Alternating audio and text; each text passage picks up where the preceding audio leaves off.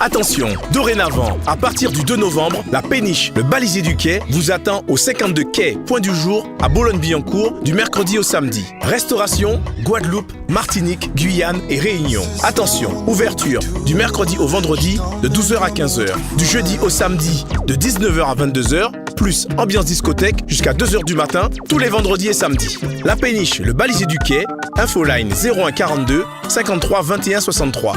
01 42 53 21 63. Guadeloupe, actualité. Et voilà donc 10 mois que les grands frères sont incarcérés. Ils sont placés sous mandat de dépôt et dans l'attente de leur procès qui n'a toujours pas eu lieu. Et notez qu'aujourd'hui, plusieurs élus sont auditionnés au moment où je vous parle dans le cadre de cette affaire. Parlons maintenant des naissances prématurées qui sont plus importantes ici en Guadeloupe qu'en France hexagonale. Un constat de nouveau dressé en cette journée mondiale des naissances prématurées. Les soignants en ont profité pour passer quelques messages, notamment le manque de matériel auquel ils font face pour la prise en charge. Regardez. Par rapport à la métropole, les chiffres sont plus importants. Nous avons au moins 7% de prématurité en Guadeloupe et ça a été montré sur plusieurs études récentes qu'il y en avait plus qu'en métropole. On ne connaît pas exactement les causes, mais il y a quand même plus de facteurs de risque en Guadeloupe qui entraînent des naissances prématurées. On voulait sensibiliser la population par rapport à la prématurité. Les soins qui sont prodigués, la prise en charge et le devenu.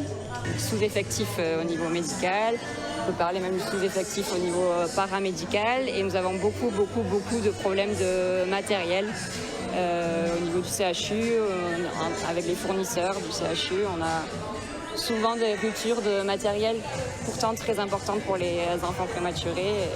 Donc on doit se battre un peu tous les jours pour les récupérer. On est au chevet des bébés, on est au chevet des parents quand on les accueille. Quand bébé naît prématurément, c'est toujours une naissance qui arrive de manière inopinée. Soit ils sont un peu préparés s'il y a des antécédents médicaux, ou soit ils ne sont pas du tout préparés. Donc il faut les rassurer, les accompagner pour qu'ils puissent accompagner leur bébé pour que le bébé puisse évoluer toujours dans de bonnes conditions. On essaie de faire en sorte qu'ils soient dans un petit cocon, qu'ils soient chacun dans leur petite bulle, pour qu'ils avancent ensemble, que les parents s'approprient leur bébé, puisque c'est très compliqué au début. Parfois, ils sont intubés, ils ont des respirateurs, ils ont des cathéters un peu partout, des sondes. Enfin, il y a plein de choses sur le bébé, comme vous pouvez voir sur le stand. Et du coup, les parents, parfois, ils ne trouvent pas trop leur place au début. Faisons appel à tous les donateurs qui désiraient nous accompagner pour un petit moment de douceur, de joie, de gaieté auprès des mamans et des enfants, même s'ils ne sont pas conscients. Mais ça fait toujours plaisir. Toujours besoin de dons, comme disait le docteur Roger. On a besoin de dons pour acheter des petites choses. On a des bandeaux de portage pour que les parents fassent du pot à pot, puisque ça, j'en ai pas parlé, mais c'est très important pour les enfants d'être en pot à pot avec leurs parents, de sentir la chaleur de leurs parents. Ils respirent mieux, ils sont plus calmes, ils sont apaisés, ils évoluent beaucoup plus vite. Donc, il y a plein de petites choses qu'on a besoin et il faut nous aider, quoi. Et on part maintenant pour l'opération Un bébé, un livre à la protection maternelle infantile de la ville de Bémao. Une manifestation initiée par des orthophonistes qui souhaitent montrer les bienfaits du livre et son utilité pour le développement du langage. Le reportage.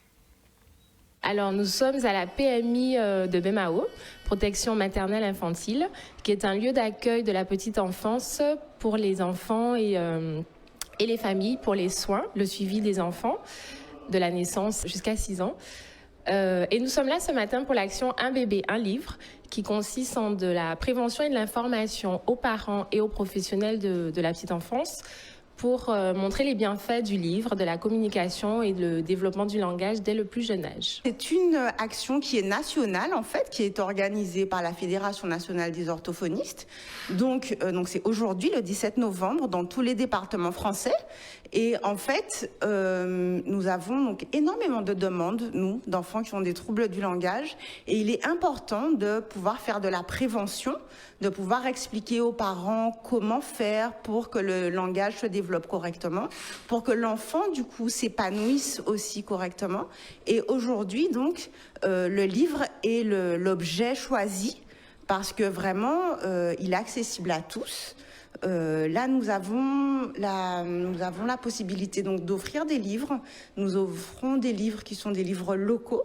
Donc, ça nous permet aussi de pouvoir développer avec les enfants qui vont recevoir ces livres du vocabulaire, des structures de phrases avec des éléments de notre quotidien. Nous sommes ravis aujourd'hui de pouvoir mener cette action de prévention et nous profitons pour remercier les éditions Jazor qui nous permettent d'offrir un livre à chaque enfant rencontré aujourd'hui. Un reportage signé Michel Depape. Et on enchaîne avec le lancement du Téléthon en partenariat avec la Ligue guadeloupéenne de football. Alors l'objectif de la journée est une journée de présentation des différents projets, de mise en relation aussi entre les différents partenaires. On en a eu l'exemple entre la Fédération guadeloupéenne de football et les grands moulins, la GMA, les grands moulins antillais, qui ont une initiative de farine en couleur et qui vont fournir ces farines aussi aux clubs de football guadeloupéens pour pouvoir vendre des produits pendant leurs animations Téléthon. Alors ce qui est organisé par rapport au Téléthon, que nous avons lancé avec son représentant national, son représentant local aujourd'hui, la Ligue, lors de la journée de championnat des 2, 3 et 4 décembre, va permettre que sous les tickets vendus, nous récupérons une somme en faveur de la drépanocytose. Et parallèlement à ça, nous allons mettre en place des actions avec les clubs pour favoriser une aide, je dirais, de la Ligue pour, dans le cadre des maladies, notamment ceux qui touchent beaucoup les Guadeloupéens dans la lutte de la recherche, c'est la drépanocytose. Et avec les clubs, avec les employés de la Ligue, avec le monde du football, nous allons pouvoir reporter une forte contribution à notre participation sur ce Téléthon et en espérant que nous allons arriver à vaincre les maladies et notamment aider la population guadeloupéenne à se soigner. En fait, le Téléthon, ce n'est pas, on essaye en tout cas que ça ne soit pas des initiatives uniquement individuelles, chacun dans son coin. Et on a beaucoup à gagner des expériences des uns et des autres. Certains font le Téléthon depuis de nombreuses années, ont de très belles expériences, peuvent les partager avec les nouveaux organisateurs qui nous rejoignent, peuvent faire bénéficier ces nouveaux organisateurs de leur réseau, de leurs idées, éventuellement même d'accompagnement technique ou logistique. C'est important, pourquoi? Parce que la Ligue, c'est celle qui comporte le plus de licenciés en Guadeloupe et en dehors de l'image de la compétition football, donner une image d'accompagnement des gens atteints de maladies, donner une image d'une ligue qui accompagne les familles, d'une ligue qui s'intéresse aux problématiques de santé de la population. C'est un élément fort et qui doit favoriser aussi la présence des jeunes dans le sport et que leur présence donne une autre image que simplement jouer au football. Le bus des mers reprend du service pendant la route du Rhum. Des navettes sont opérées entre le Mémorial Acte et l'Adar, ce de quoi admirer le plan d'eau d'arrivée. Regardez. C'est assez simple. Là-dessus, on a des jets. C'est des petits moteurs, c'est pas des bateaux qui sont rapides. C'est pour ça le bus des mers, alors on prend son temps. Et dans la baie de Pointe-à-Pitre, c'est encore mieux parce que il n'y a pas de vagues, on est au calme des intempéries et tout ça. Sur ce genre de bateau, la manœuvre est très simple. On a la commande, les volants pour pouvoir piloter. On a les différentes manettes d'embrayage, d'accélération, marche avant, marche arrière. Les équipements basiques au niveau pour pouvoir savoir le fonctionnement du moteur, les températures, la pression et tout, le nombre de tours. Tout est affiché. On a aussi un système de sécurité, c'est-à-dire pour les incendies, pour les montées d'eau et tout ça. C'est un bateau qui est équipé de façon à être en sécurité à bord. Et même le capitaine qui pilote ce bateau-là, pour lui, c'est un petit jouet. Ouais, on est des grands enfants avec un petit jouet, voilà. On a une capacité de 46 personnes. 46 avec 2 à 3 membres d'équipage. Bon, vu les événements là, on s'est mis à plusieurs, vous voyez, on est à 4, de façon à répondre aussi rapidement à les trajets qu'on a à faire, parce que en 12 heures, on se fatigue très vite. Donc on est à 2 capitaines là aujourd'hui, depuis hier on tourne à 2 parce qu'il y a eu beaucoup d'influence. C'est la concentration, ça fatigue. Il faut avoir, quand tu as tout ça de passagers à bord, il faut avoir la tête sous les épaules avec tous les bateaux qui sont dans l'eau. Il faut avoir la tête sous les épaules de façon à bien gérer la situation, pour ne pas mettre la vie des passagers en danger, quoi.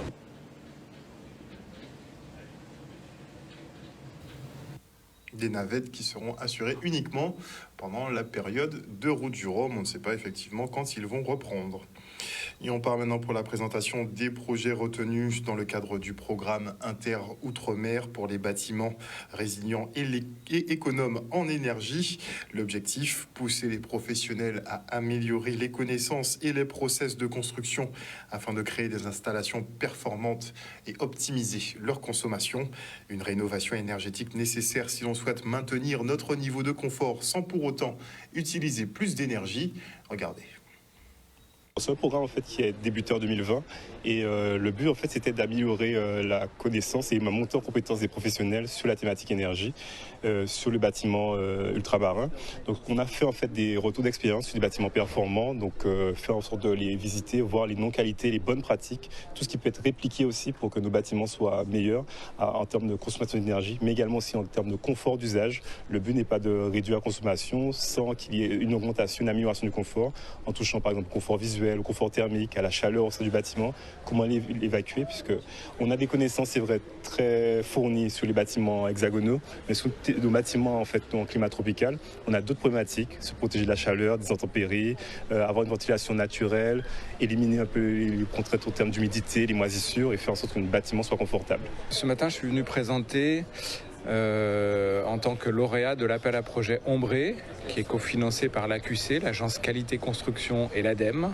Un projet qui nous tient à cœur et qui vise à promouvoir les brasseurs d'air pour établir un guide technique, un guide de prescription technique pour essayer de faciliter l'installation de ces solutions qui sont performantes, voire très performantes pour le confort et les économies d'énergie. Le projet aujourd'hui qui est présenté, c'est le projet REBAN. C'est un projet qui est propre à la Martinique et à la Guadeloupe. On travaille sur l'habitat individuel, donc vraiment la maison, en Martinique et en Guadeloupe. Nous, ce qu'on souhaite, c'est encourager la rénovation énergétique. C'est vrai qu'on est aussi en territoire insulaire, on ne peut pas se connecter avec un autre pays comme en Hexagone. Et le but, c'est aussi d'avoir des bâtiments bien plus performants pour optimiser notre bâtiment, notre consommation. On parle souvent de sobriété, donc faire en sorte d'éliminer les consommations inutiles. Si le territoire, si la Guadeloupe, elle veut être autonome en énergie, avoir un faible impact environnemental, elle doit évidemment développer les énergies renouvelables, ça c'est sûr. Mais pour y arriver, il faut aussi baisser la consommation. Donc il y a la sobriété, il y a les comportements, et puis il y a l'efficacité, les choix des travaux, l'amélioration du logement. Donc ça c'est très important pour le territoire et puis pour le portefeuille des ménages. Et je termine en rajoutant que c'est le portefeuille des ménages, mais derrière, il y a le confort. Il faut être bien chez soi. Si on n'est pas bien chez soi, c'est bien de dire qu'on est sobre, mais si on n'est pas bien dans son logement, honnêtement, au bout d'un moment, on craque et on achète le premier climatiseur qui passe, quoi. Et on enchaîne avec cette journée du Pôle emploi dédiée aux travailleurs porteurs de handicap. Un job dating où les postulants ont travaillé en duo avec les agents du site de Carouel. Regardez. Aujourd'hui, nous avons deux manifestations, 2 événements en un. Le duo D plus le job dating en direction des jeunes avec 3 agences d'intérim. L'objectif, justement, c'est de pouvoir recruter le maximum de personnes via les agences d'intérim, mais aussi par les entreprises que nous avons dans nos portefeuilles à Carouel, permettre à ces demandeurs d'emploi d'intégrer, d'être actifs et de pouvoir trouver un emploi. Voilà. Et les demandeurs d'emploi qui sont en situation de handicap. Ce sont des demandeurs d'emploi qui sont en situation de handicap qui justement vont profiter de cette journée pour travailler en duo avec un agent. Donc là, aujourd'hui, c'est pour l'emploi. Ils vont voir le travail d'un conseiller. Ils ont aussi le potentiel pour pouvoir intégrer les entreprises, qu'ils ont la capacité, comme tout chacun, de pouvoir accéder aux emplois. Les emplois sont là aussi pour eux. Et les entreprises que nous recevons, nous leur disons bien qu'ils ont cette obligation aussi d'embauche de personnes en situation de handicap. C'est pour découvrir comment ça se passe au Pôle emploi et visiter aussi les conseillers de Pôle emploi. Pour moi, oui, ça s'est bien passé, ça s'est bien déroulé dans l'ensemble. Et je pense même faire une formation. L'objectif est atteint. J'ai discuté avec les 2 demandeurs d'emploi en situation de handicap qui étaient avec nous sur cette journée. Ils ont participé à un job dating que nous avons et leur retour est positif. Et dans le cadre des Duo Days, justement, nous avons assisté à une immersion à la mairie des Abîmes. Regardez. L'action que nous menons aujourd'hui, c'est d'accueillir 7 personnes en situation de handicap pour former des duodés, donc la grande opération nationale nommée justement duodé. Alors l'idée, c'est d'accueillir une personne en situation de handicap, qu'elle puisse découvrir le monde du travail, en tout cas découvrir notre collectivité. Et parallèlement à ça, nous souhaitons sensibiliser notre personnel à la cause du handicap, on va dire tout simplement. Ça s'est super bien passé. J'ai fait la rencontre de monsieur Baptiste Bruno qui m'a très bien informé sur tout ce qu'il y avait à savoir et ça m'a beaucoup plu. C'est un plaisir d'accueillir quelqu'un en situation de handicap et ça nous permet en fait d'être côtoyés à d'autres personnes et une autre façon de voir les choses et surtout avec son point de vue de personne en situation de handicap et quelles sont les difficultés liées au monde professionnel. Pour rompre l'isolement malheureusement qu'elles subissent souvent, elles n'osent pas aller vers l'emploi parce que manquent souvent de confiance et puis d'occasion justement de montrer leurs compétences. Donc c'est très important pour nous de participer à cette opération de duodé. C'est quelqu'un d'extrêmement positive et l'écouter nous avec l'équipe direction de la commande publique, cela a été très porteur pour nous. Ça s'est très bien passé, j'ai été bien reçue. Ils m'ont vraiment expliqué au niveau à la mairie comment ça se passait. Jusqu'à maintenant, je suis en fin de compte, il me suit, je passe dans les bureaux pour qu'on m'explique comment ça se passe le métier. Et voilà. Nous sommes dans une réalité de vie, donc il y a aussi des personnes en situation de handicap. Il faut en tenir compte, ça fait aussi partie de la vie et leur laisser aussi la place qu'il leur faut pour s'intégrer aussi à nos côtés. Moi, j'estime que c'est important. La théorie, c'est bien, mais la pratique, c'est toujours mieux. Et on enchaîne effectivement avec l'immersion de 7 jeunes de terminale esthétique à Basse-Terre qui ont découvert effectivement les conditions réelles de travail.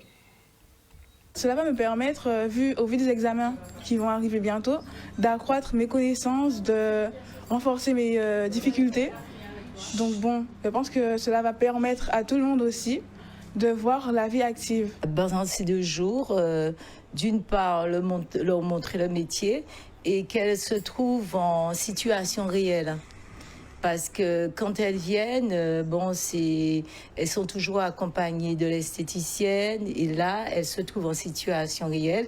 Et elles ont plusieurs clientes, elles sont obligées de faire un peu plus vite et puis elles se sentent plus disponibles. Normalement, je serais en maquillage, mais nous avons également tourné, c'est-à-dire qu'il y a d'autres élèves qui vont passer en maquillage, tandis que moi, je peux aller en soin visage, en épilation, en beauté des pieds, en hammam. À la fin, j'ai décidé de leur donner un titre professionnel pour les valoriser par rapport au CV, quoi. Et je pense que c'est quand même quelque chose pour un débutant, que l'employeur sache que, parce que moi j'embauche, si j'ouvre une attestation comme ça, je serai plus en sécurité et plus à même à savoir que cette fille a travaillé quand même pendant 2 jours en situation réelle. C'est une réussite parce que les jeunes sont contentes, elles sont vraiment satisfaites de ces 2 jours, quoi. Un sujet d'Olivier Félix. Et la ville de Petit-Bourg, elle souhaite offrir une justice de proximité à ses administrés. Pour ce faire, elle signe une convention avec le parquet pour créer une audience foraine du délégué du procureur. Plus de précisions dans le reportage.